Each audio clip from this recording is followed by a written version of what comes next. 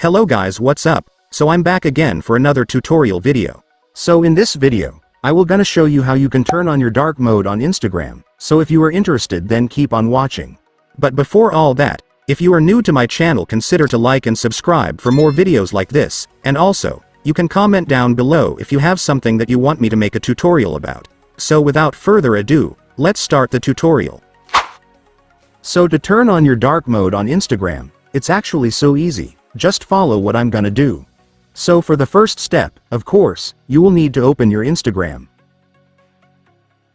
And after opening your Instagram, next, you will need to go to your Instagram settings. So to do that, I want you to tap your profile at the bottom right corner. And once you're on your profile, next, I want you to tap this 3 lines at the top right in order to open your Instagram settings. And after that, you will now be on your settings. So to turn on your Instagram dark mode on settings, it's so simple, you just need to search for the dark mode option right here. And after searching, you will now be able to see the dark mode option, just go and tap it. And then you just need to turn it on to completely enable your dark mode on Instagram.